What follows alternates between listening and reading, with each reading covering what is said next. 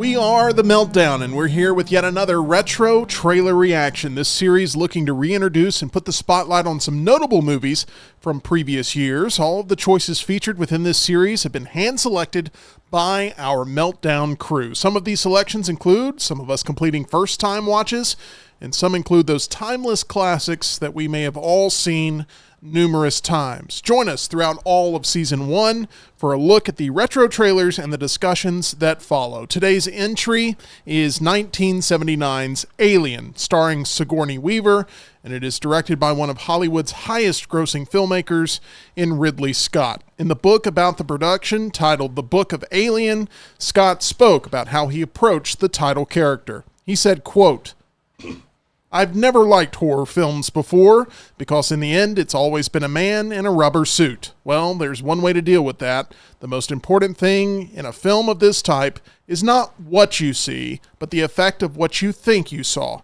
Also in the Book of Alien were comments from American-Australian concept artist Ron Cobb, saying, quote, "I resent films that are so shallow that they rely entirely on their visual effects. And of course, science fiction films are notorious for this.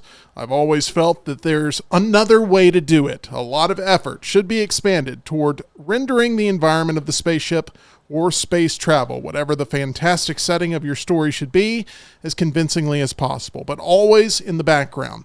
That way the story and the characters emerge and they become more real." So with that, let me introduce the characters that make up our panel. I am Meltdown host Tim Melton.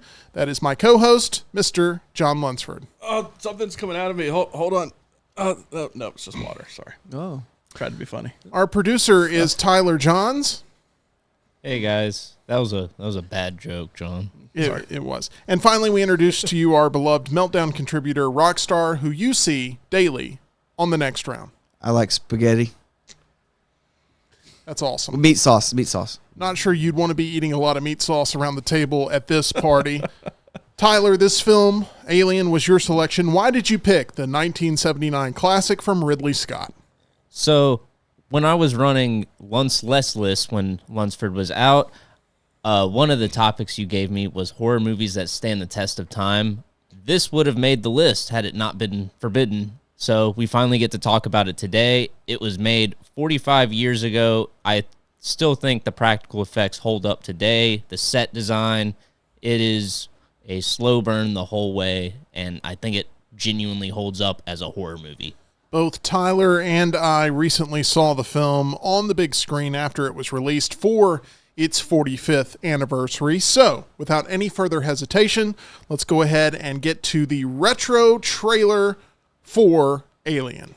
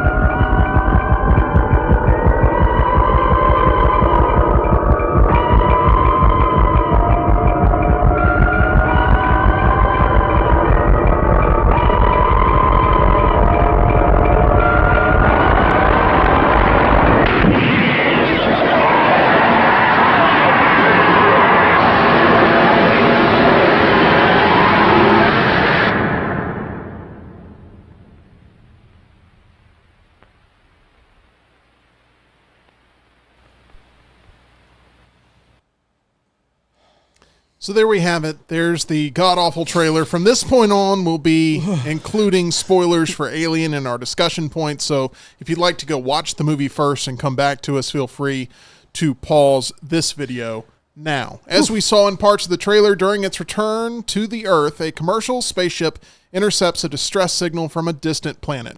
When a 3-member team of the crew discovers a chamber containing thousands of eggs on the planet, a creature inside one of the eggs attacks an explorer. The entire crew is unaware of the impending nightmare set to descend upon them when the alien parasite planted inside its unfortunate host is birthed. So, John, considering you hate horror movies, but love science fiction movies, what was your take on Alien? So, this is a movie, and I don't know if you like it when I say this or not, but there's a lot of old movies that I go back and watch and I'm not a big fan of. But then there's some I go back and watch and say, I can respect this for what it was back then. That now it doesn't necessarily hold much for me, but I can respect what it was back then.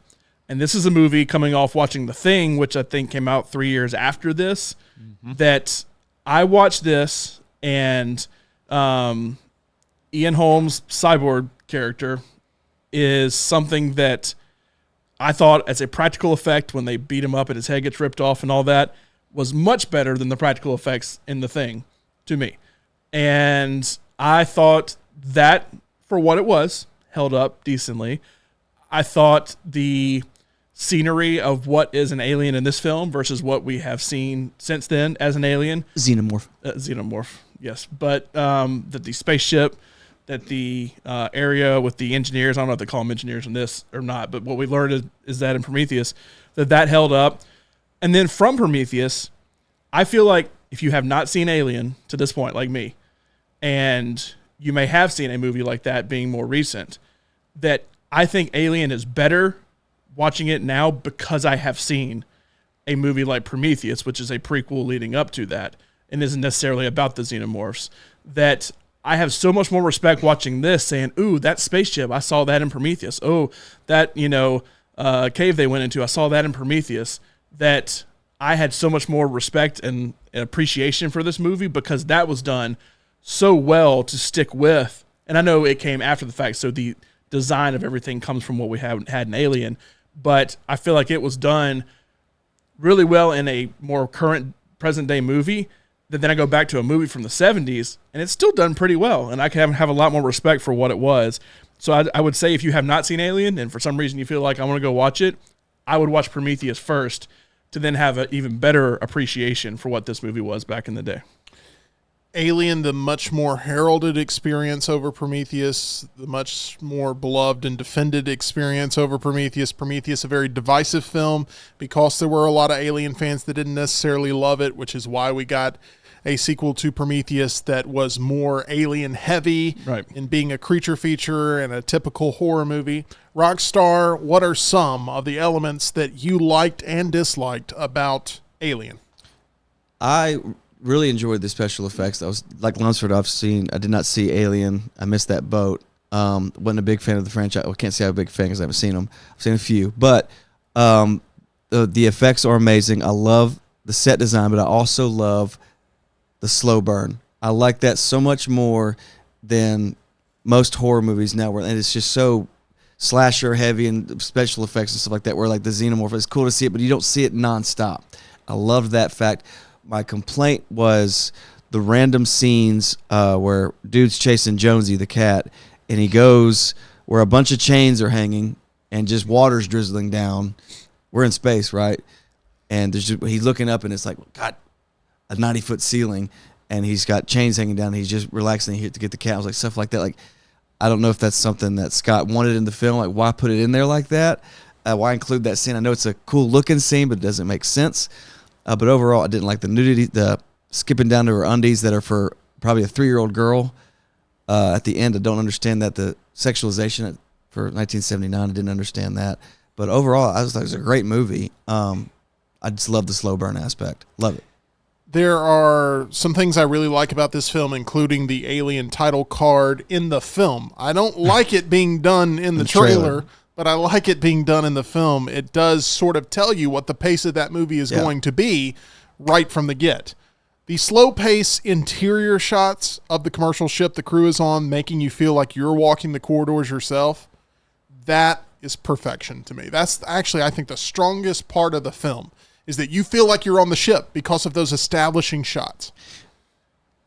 A lot of really effective practical effects. I'm not going as far as John is in saying that it's better than The Thing. I think The Thing, without its practical effects, is just a throwaway movie, but with its practical effects becomes an all-timer in the genre. So I'm not willing to go that far, but really great practical effects. The paranoia and distrust that you get while this crew is trying to problem solve against what looks like an unbeatable enemy. They do a good job of making the enemy have so many different layers to it, to where you're like, well, how would I go about defeating this thing? You can't just go after it and start to try to bludgeon the thing, because then you'll burn acid through the whole ship. I like that it has a lot of layers. The actual design of the aliens, including the face hugger, the chest burster, and then the full-grown xenomorph, is just really good. I mean, I don't know of anything else before it that looked exactly like that. And those are incredible designs. Is it H.R. Geiger? Just other H.R. Giger designs. Giger. There you go. The way they get the threat onto the ship is I really thought it smart. was Geiger until I saw Alien in theaters, and Ridley Scott corrected me. Okay. There we go. Take it from the man He himself. thinks he knows. Screenwriter Ron Shusett said on Alien DVDs in the early 2000s, quote, Dan O'Bannon put his finger on the problem. What has to happen next is the creature has to get on the ship in an interesting way. I have no idea how, but if we could solve that, it can't just be it snuck in. Then I think the whole movie will come into place. In the middle of the night, I woke up and I said, Dan, I think I have an idea. The alien screws one of them, it jumps on his face and plants its seed, and Dan says, oh my God, we've got it. We've got the whole movie. And that really is the crux of the entire movie. It's all about getting to that scene, and it's all about then the alien doing what it needs to in order to be able to reach its full form. In my opinion, the chest burster scene is by far the best of the movie, while the rest of the cast was not told that fake blood would be shot everywhere during that scene, so the reactions that you see follow appear to be genuine, and it's one of the most iconic scenes in film history. I really appreciate the cat acting in this. Jonesy. These cats had no idea that they were in the film Alien. Oh, really? There's a whole bit from John Mulaney about, horses that don't know they're in horse racing movies and believe that they're actually winning these races and stuff. Oh, wow. And that makes me think of this lovely cat acting that we see. We've made a lot of similarities to The Thing here. The Thing decided to go with dogs. Alien decided to go with cats. I don't think there's a coincidence that there's an animal in there that is looking to draw the eye. There were 4 identical cats used to portray Jones, the crew's pet. I love the tagline, in space, no one can hear you scream, which is iconic. And the idea of the robotic android twist I really like. However, there are some things I didn't like. While I like the idea of the robotic twist, I didn't necessarily love the way, unlike John, it was shot, where the talking head magically falls into place on the table. I have no issue with Ash turning in to a killer android or presenting itself as a killer android. Interesting way to try to kill somebody, stuffing a magazine down their mouth. That's a problem that I have. I wouldn't have gone with the way in which he tried to use the magazine to force himself, I guess, sexually onto Sigourney Weaver. It just didn't work for me. Ripley is a great character in this, but there's not a whole ton of development there. She's basically just trying to be the steady hand of the ship. The pace is probably great for 1979, but is real tough for 2024. The film clearly rips off Jaws and 2001: A Space Odyssey, with Alien having since been ripped off itself what feels like a bajillion times. Some have also argued the film's narrative details and visual design were inspired by those of the 1965 Italian film Planet of the Vampires, such as a scene in which the crew discovers a ruin containing giant alien skeletons. And I don't really love the dialogue delivery in this film, but it was not my choice to put this into the popcorn bucket. It was Tyler's, and I'm going to give him the final word on the impact that Alien had on him personally. So I love this. This is one of those movies that I went back to watch when I first started getting into older films and just the highly critically acclaimed stuff.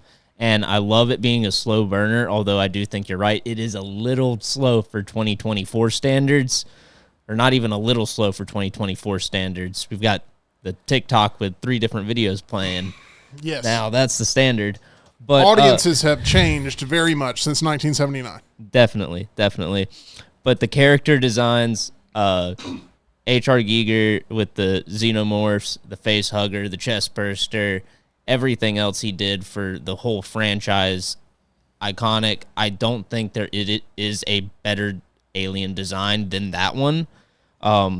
Also, I love the design of the interior of the Nostromo and those slow, sweeping shots throughout the interior. That combined with the score, I think, just makes it feel really claustrophobic and just builds on that paranoia you get through the whole movie. The vent scene is fantastic. It's one of my favorites in the movie. I love the cut between the radar beeping, the little voiceover from Lambert warning him, and then the jump scare just lands perfectly, and you get that full shot of the xenomorph, and the practical effects are fantastic, as always. All correct there. Anything you didn't like about this movie? I mean, I know you talked about the pacing maybe not holding up as well, but anything else, Tyler, you want to get off your chest or have burst out of your chest during Got this? that one. Hopefully not the latter, but other than pacing, it's mainly just I do feel like it borrows from Jaws a little bit and Space Odyssey, 2001: A Space Odyssey for sure. I think the interior the interior design of the ship is very similar, but other than that, the delivery of some of the lines, it's pretty rough. I agree with you. Lambert's awful. What it reminds me of real quick, Lambert's terrible. I didn't watch the movie, but I once got that. It was the Xbox Game Pass was the little thing you get. I had that trial where one of the games was Alien Isolation. Yes.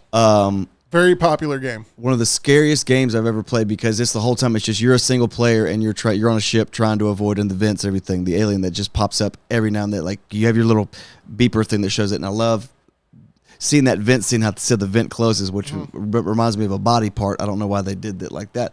But there were some overtones in this film. yeah, but I love the fact that Scarrett's character, I can't remember his name, but how it's just known that they just found a gun. There's not a huge bloody, gory scene. You just find his gun. And I like that. And he's one of the main characters, and you don't see some like nasty head ripping off death. So I enjoyed that. It's just led to what you're supposed to be like, damn, something must have bad happened with Scarrett. There is a deleted scene where they find Dallas in a cocoon, but that's in the director's cut. This is a movie that put an exclamation point on the end of 1970s blockbuster cinema. That's what this film did. The creators of Alien presented the script to several studios, pitching it as Jaws in space. Initially, 20th Century Fox did not have a lot of confidence in financing a science fiction film. However, after the success of Star Wars in 1977, the studio's interest in the genre rose substantially. According to Gordon Carroll, who was a part of the early production process, quote, when Star Wars came out and was the extraordinary hit that it was, suddenly science fiction became the hot genre. Story creator Dan O'Bannon recalled that 20th Century Fox wanted to follow through on Star Wars, and they wanted to follow through fast, and the only spaceship script that they had sitting on their desk was Alien. Alien was greenlit by 20th Century Fox with an initial budget of $4.2 million, but later shot up to over $10 million. Alien was filmed over 14 weeks from July 5th to October 21st of 1978. Principal photography took place at Pinewood Studios and Shepperton Studios near London. A crew of over 200 craftspeople and technicians constructed the three principal sets. Editing and post-production work on Alien took roughly 20 weeks to complete, concluding in late January 1979. Let's talk a little bit about the box office here as Alien premiered on May 25th of 1979 as the opening night of the 4th Seattle International Film Festival, presented in 70mm at midnight. I bet that was a heck of a screening. However, it then received a wide release on June 22nd of 1979. Fun fact, I was birthed 10 years later to the day. So, I feel like that has nothing to do with Alien. It went on to gross $78.9 million in the United States, with its worldwide gross much more convoluted. This is one of the interesting notes in box office history, having at times been listed within the range of $104.9 million to $203.6 million. In 1992, Fox noted the worldwide gross was $143 million, but after multiple re-releases over the years, its global box office currently stands at a reported $187 million.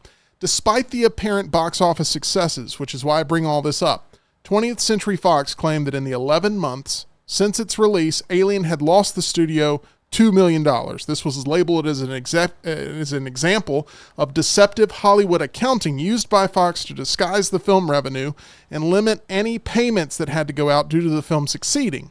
By August of 1980, Fox readjusted the figure to $4 million profit, although this was also refuted. Fox was sued while claiming that Alien was not a financial success and did not warrant a sequel. The lawsuit was settled in 1983 when Fox then agreed to fund a sequel, which was released 3 years later. It's a messy, messy production story and box office rollout, but the point of this is that the film was indeed a success and Fox had to basically eat crow and make that pronounced to the world. And as mentioned, for its 45th anniversary, Alien was re-released in theaters by 20th Century Studios in April of this year, with the release used as a promotional tool for Alien Romulus, which debuts in August of 2024. So with all of that, that's what you need to know about Alien. Is this a movie you appreciate all these years later? Let us know in the comment section below, and make sure you take a look at our title sponsor, John, and that is MyBookie. Go to mybookie.ag, and hey, we'll see how the box office does for Alien if it gets nominated for any kind of technical awards this year, just like the technical achievements of the older movie. Use a promo code next round, mybookie.ag. See the code right there. You can bet on hockey, you can bet on basketball, you can bet on entertainment, you can bet on anything. Also play in that casino, mybookie.ag. Make sure you check out all of our retro trailer reactions. We have The Game, we have Kindergarten Cop, we have The Thing, and now we have Alien as we continue to add to the library here on The Meltdown. We appreciate you and your support. If you don't mind, hit that thumbs up button for us here on this retro trailer reaction, and make sure you're subscribed for future content.